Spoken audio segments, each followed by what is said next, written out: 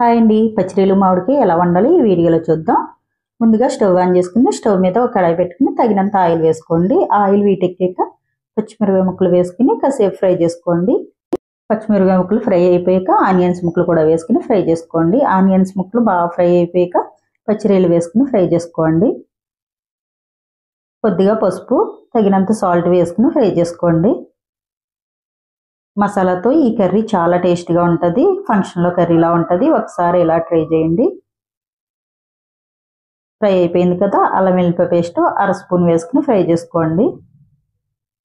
పచ్చిరీలు మామిడికాయ కర్రీకి గరం మసాలా వేయకూడదు. అల్లం వెల్లిపాయ పేస్ట్, ధనియాలు, జీలకర్ర పొడి 1 స్పూను వేసుకుని ఫ్రై చేసుకోండి.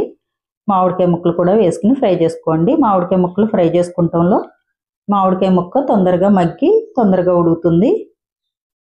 ఈ కర్రీ పచ్చిమిరపకాయ ముక్కలు ఎక్కువగా వేసుకుంటాం కాబట్టి కొద్దిగానే వేసుకోవాలి. 1/2 స్పూన్ కారం వేసుకోండి.